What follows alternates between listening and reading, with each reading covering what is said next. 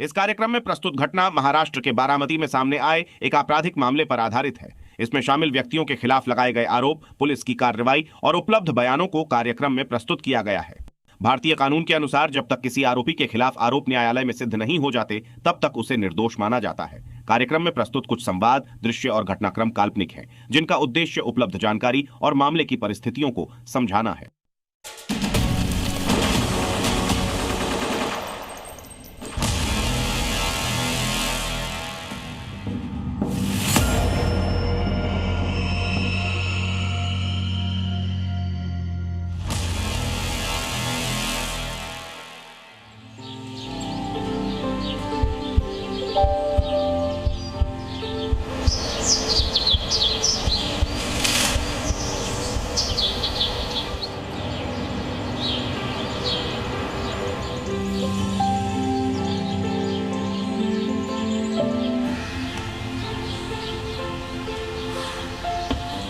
भैया बस ये स्लैब इसके ऊपर रख दो, फिर ऊपर से अच्छे से सीमेंट कर देना, कोई गैप नहीं रहना चाहिए, चारों तरफ से सील कर देना। मैडम, इसके अंदर चादर तकिया क्यों रखा है? पौधों के लिए। और ये कपड़े? जो कहा है वही करो।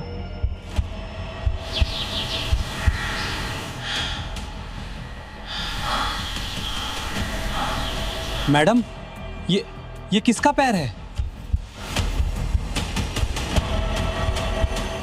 मैडम, अंदर कोई आदमी है? मेरे पति हैं। क्या? मर चुके हैं।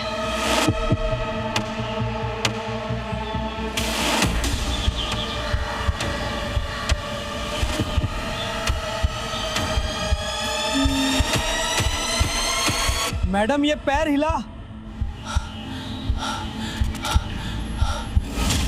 ये जिंदा है। आपने कहा था ये मर चुका है।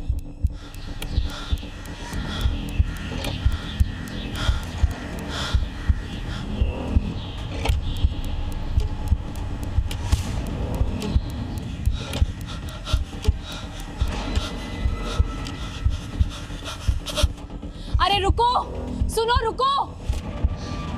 अरे रुको, सुनो, रुको। रुको, कहाँ जा रहे हो? भागो यार जल्दी। हाँ, नीचे तक पहुंचो। अरे सुनो तो।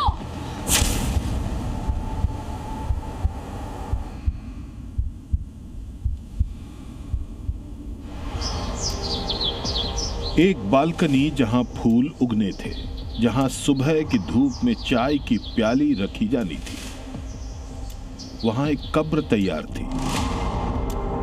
लेकिन उस कब्र में पड़ा इंसान मुर्दा नहीं था, वो जिंदा था। अगर मजदूर कुछ सेकंड देर से देखते, अगर हवा का वो झोंका कुछ सेकंड बाद आता, अगर चादर का वो कोना नहीं सरकता, अगर उस पैर में हल्की सी हरकत नहीं होती, तो भारी स्लैब उसके ऊपर रख दिया जाता, सीमेंट चढ़ जाता, ऊपर मिट्टी भर दी जाती, शायद पौधे भी लगा दिए जाते और बाहर से वो जगह फिर एक सामान्य बालकनी जैसी दिखाई देती। लेकिन अंदर एक इंसान की सांसें हमेशा के लिए बंद हो चुकी होती। कभी कभी जिंदगी किसी बड़े चमत्कार से नहीं बचती, वो बचती है एक छोटी सी हरकत से। लेकिन उस दोपहर का असली सवाल ये नहीं था कि प्रवीण बचा कैसे। सवाल था उसे उस चैम्बर में पहुंचाया किसने, चैम्बर पहले से क्यों बना था, और एक पत्नी अपने पति को मरा हुआ समझकर उसकी कब्र अपने ही घर में क्यों बना रही थी। जो कहा है वही करो। शमशान और कब्रिस्तान घरों से, शहरों से दूर ही बनाए जाते, लेकिन बारामती में एक ऐसा घर सामने आया है जहां पर मौत के लिए जगह घर के भीतर ही बनाई जा रही थी। एक तरफ प्रवीण जगताप 41 वर्ष, तो दूसरी तरफ उनकी पत्नी 38 साल की शर्मिला जगताप। एक सामान्य घर जैसा कि होता ही है, उसमें बच्चे, बालकनी और बालकनी में एक चैम्बर, और उस चैम्बर में पहुंच चुका था एक जिंदा इंसान। लेकिन कहानी यहां से शुरू नहीं होती, क्योंकि जिस वक्त मजदूरों ने पैर को देखा उससे पहले ही उस घर में बहुत कुछ हो चुका था। और जैसे जैसे हम पीछे जाएंगे एक एक करके सवाल सामने आते जाएंगे। दवा, चैम्बर, क्रिकेट बैट, घायल पति और एक ऐसा रिश्ता जिसके अंदर तनाव कब हिंसा में बदल गया किसी को पता ही नहीं चला।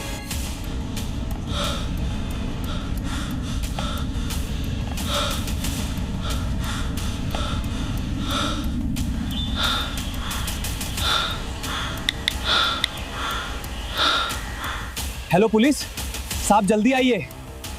फ्लैट नंबर 9 में एक आदमी को जिंदा बंद किया जा रहा था। वो सांस ले रहा था साहब, उसका पैर हिल रहा था। पता बताइए। इंद्रप्रस्थ सोसाइटी, 3री मंजिल, फ्लैट नंबर 9, जल्दी आइए। एक फोन कॉल, कुछ घबराए हुए शब्द और पुलिस की एक टीम फ्लैट नंबर 9 की तरफ रवाना हुई। लेकिन पहली बार पुलिस को घर के अंदर वो नहीं मिला जो मजदूरों ने देखा था।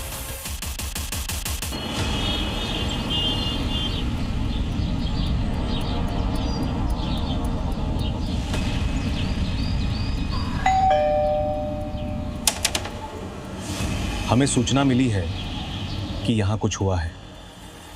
किसने दी सूचना? 112 पर कॉल आया है। झूठी कॉल है, यहाँ कुछ नहीं हुआ। हमें अंदर देखना होगा।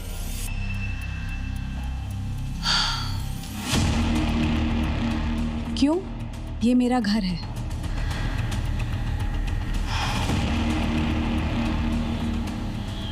पहली बार सच पुलिस की आंखों के सामने होते हुए भी उससे छिप गया।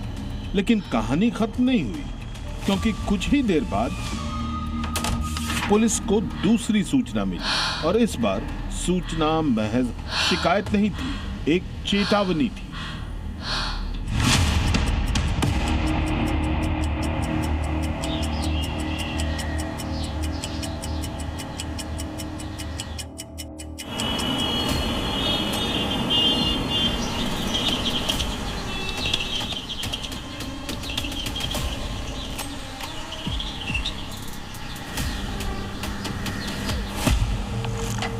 साहब, फ्लैट नंबर 9 में मामला वैसा नहीं है जैसा बताया गया।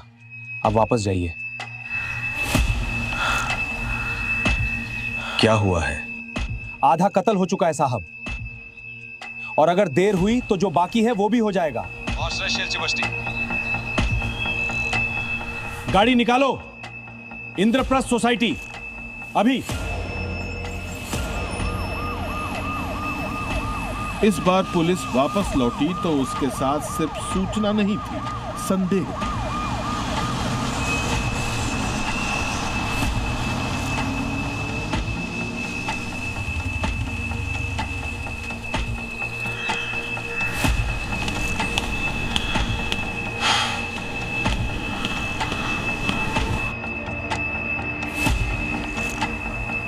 क्या हुआ? भाभी कहाँ है? हमें सूचना मिली है कुछ गड़बड़ है, लेकिन घर से सहयोग नहीं मिल रहा। मेरे साथ चलिए, भाभी को कोई एतराज नहीं होगा।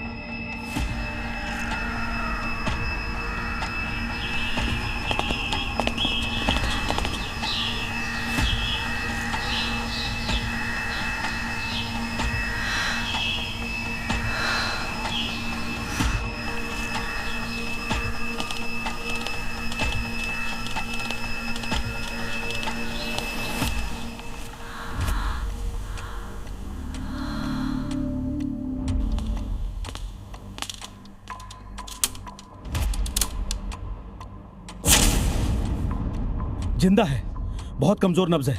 एम्बुलेंस बुलाओ।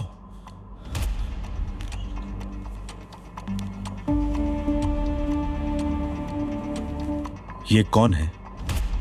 मेरे पति। क्या हुआ इन्हें? मैंने मारा। क्यों? बैट से मारा। मुझे लगा कि ये मर गए।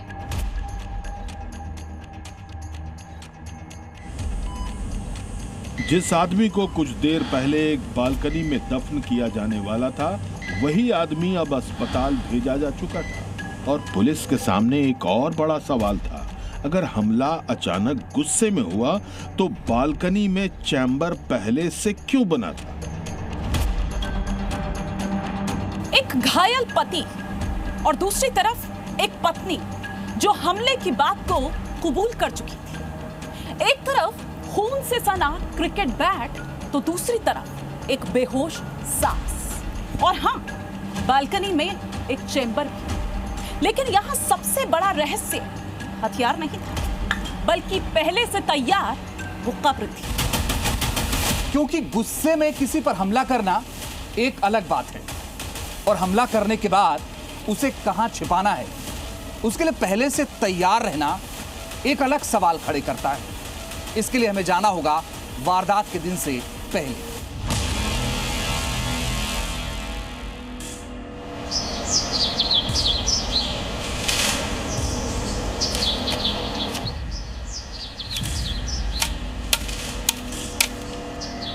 ये क्या बनवा रही हो? पौधों के लिए चैम्बर, बालकनी अच्छी लगेगी।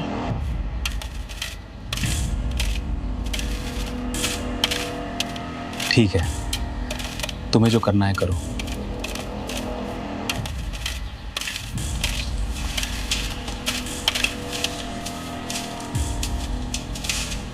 जुलाई के आखिरी सप्ताह में बालकनी में एक चैम्बर बना।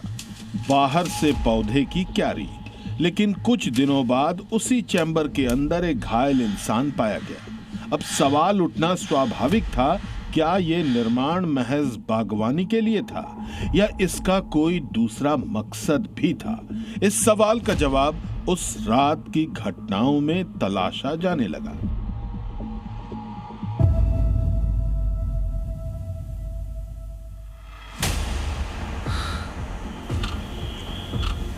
Juice P low.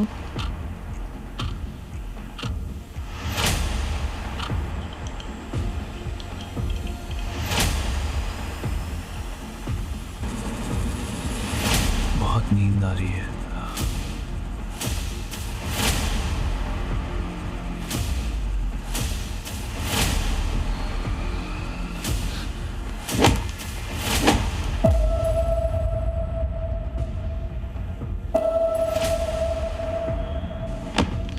कोई है।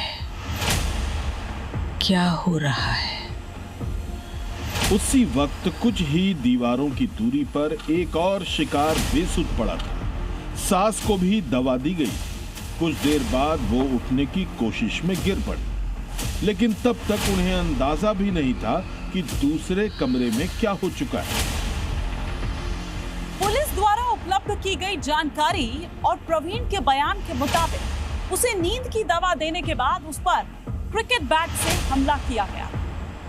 लेकिन इस कहानी का सबसे खौफनाक हिस्सा हमला नहीं है, बल्कि हमले के बाद जो हुआ वो था।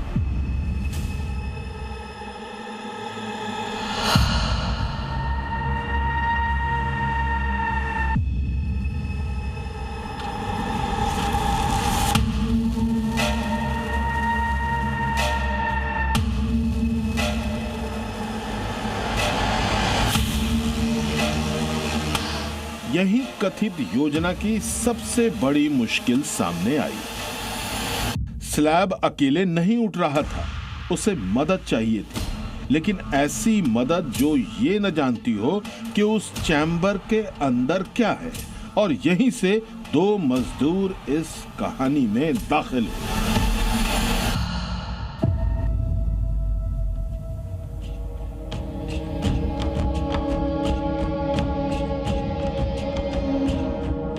ये जिंदा है। और यही एक अपराध की कथित योजना एक दुर्घटनावश गवाह में बदल गई। रुको, कहाँ जा रहे हो? दो आंखों ने वो देख लिया जो शायद किसी को नहीं देखना था।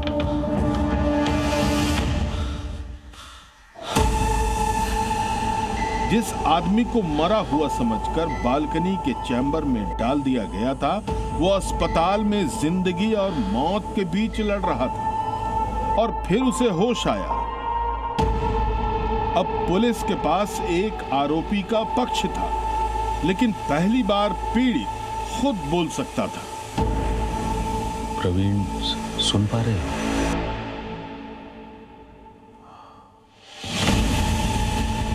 क्या हुआ था? मुझे जूस में नींद की गोलियां दी थी, मेरी मां को भी। फिर मुझे बैट से मारा गया। मैं बोल रहा था मत मारो, लेकिन वो मारती रही। फिर मुझे गैलरी के डक्ट में डाल दिया। मेरे बच्चे कहाँ हैं?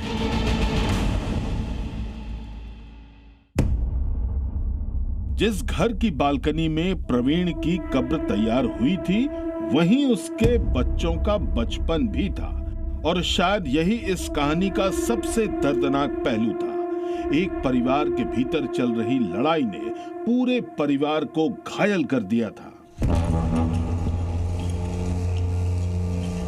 सर, घर में एक कैलेंडर है, 13 और 14 जुलाई।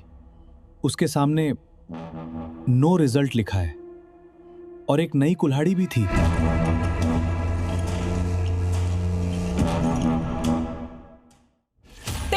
और 14 जुलाई और कैलेंडर पर सिर्फ 2 शब्द, नो रिजल्ट।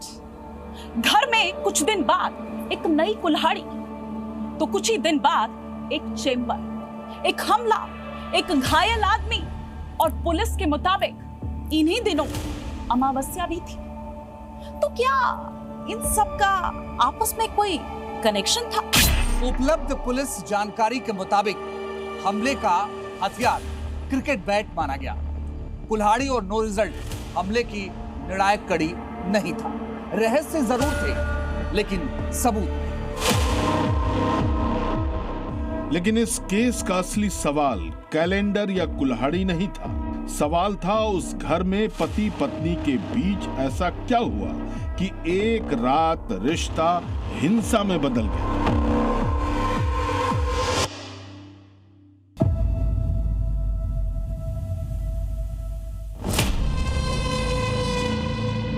मैं नौकरी करना चाहती हूँ। मैंने पढ़ाई की है, बी फार्मेसी की है। मैं सिर्फ घर में बंद नहीं रहना चाहती। घर चल रहा है, नौकरी की जरूरत नहीं है। लेकिन मेरी भी जिंदगी है। बस करो।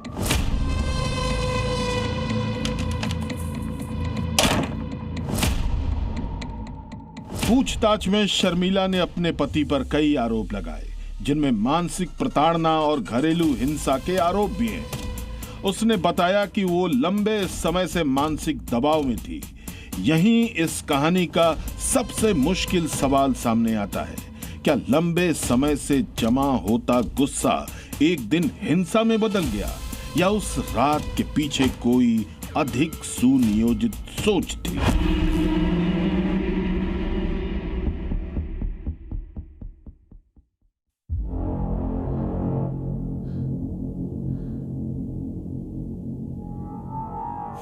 आपको अपने पति से क्या शिकायत थी? मुझे नौकरानी की तरह रखा। और फिर आपने उन पर हमला किया। बालकनी में चैम्बर क्यों था? स्लैब क्यों मंगाया गया?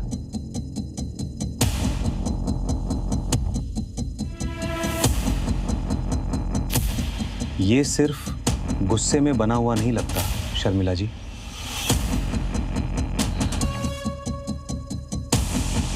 और कैलेंडर पर लिखा नो रिजल्ट, क्या वो आपकी पहली 2 कोशिशों की नाकामी का हिसाब था?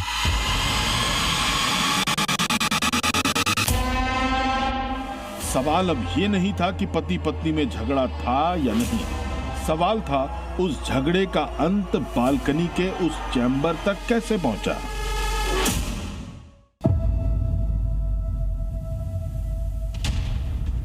घटना 1 अगस्त की थी, लेकिन मामला 4 दिन बाद 4 अगस्त को दर्ज हुआ। इन 4 दिनों में परिवार के भीतर क्या बातचीत हुई, किसने क्या तय किया, क्यों शिकायत में देरी हुई, ये सभी सवाल जांच का हिस्सा थे। और फिर शर्मिला को गिरफ्तार किया गया।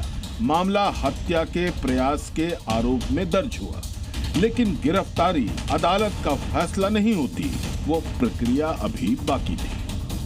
अगर इस कहानी को हम भावनात्मक रूप से ना देखकर कुछ तथ्यों के आधार पर देखें, तो हमारे सामने कुछ कड़ियां हैं, और इन कड़ियों को अगर हम मिलाएं, तो पहला, प्रवीण जगदाप का घायल अवस्था में मिलना। दूसरा, प्रवीण के सिर पर गंभीर चोट का होना। तीसरा, प्रवीण के पास से खून से सना बैट मिलना। तो चौथा, बैल्कनी में चैम्बर, और इसी चैम्बर में प्रवीण का पाया जाना। तो छठा, 2 मजदूर जिन्होंने इस घटना के बारे में जानकारी दी। और सातवां, जब प्रवीण होश में आया तो उसका बयान दर्ज किया गया। लेकिन कुछ चीजें अभी भी सवाल है। कैलेंडर का नो रिजल्ट, कुल्हाड़ी, अमावस्या, और सबसे बड़ा सवाल, चैम्बर का वास्तविक मकसद। यही फर्क है एक सनसनीखेज कहानी और एक गंभीर अपराध की जांच में। यहां हर रहस्य सबूत नहीं होता और हर संयोग साजिश नहीं, लेकिन हाँ, हर सवाल जांच की एक नई दिशा जरूर खोल सकता है।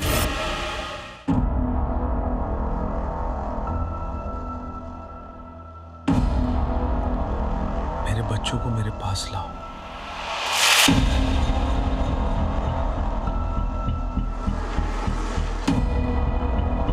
एक बार सोचिए, अगर उस दिन वो पैर नहीं हिलता तो स्लैब ऊपर आता, चैम्बर बंद होता, सीमेंट चढ़ता, और कुछ देर बाद बालकनी फिर वैसी ही दिखती जैसी बाकी घरों की बालकनी, लेकिन अंदर एक इंसान जिंदा दफन हो चुका होता।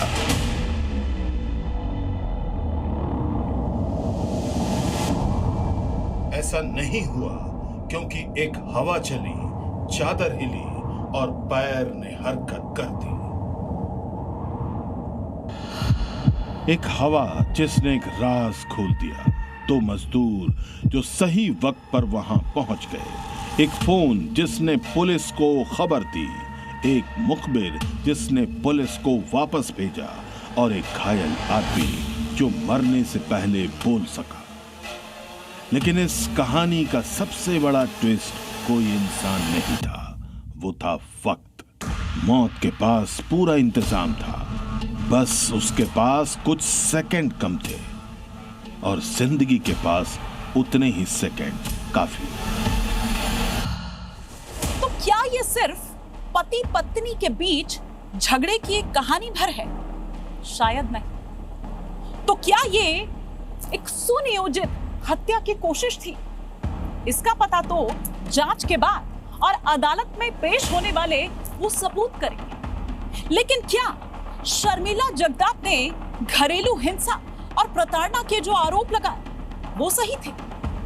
इसकी भी जांच होगी। लेकिन क्या प्रवीण का बयान ही अंतिम सच्चाई माना जाए? ये भी अभी जांच का विषय है। क्योंकि क्राइम स्टोरी में एक चीज सबसे खतरनाक होती है, और वो ये कि जल्दबाजी में निकाला गया निष्कर्ष। और इस कहानी में एक बात अलग नहीं की जा सकती, और वो ये कि एक घायल आदमी अपनी बालकनी के चैम्बर के अंदर मिला, वो भी जिंदा।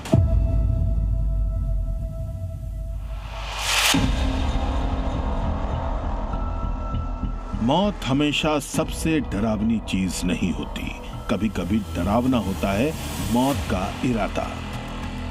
बैट हो, दवा हो या सीमेंट के नीचे छिपी एक कब्र, हथियार सिर्फ सामान है, असल हथियार इरादा है। और जब हिंसा का इरादा इंसानियत से बड़ा हो जाए, इंसान इंसान नहीं रहता, वो बन जाता है मृत्यु दाना।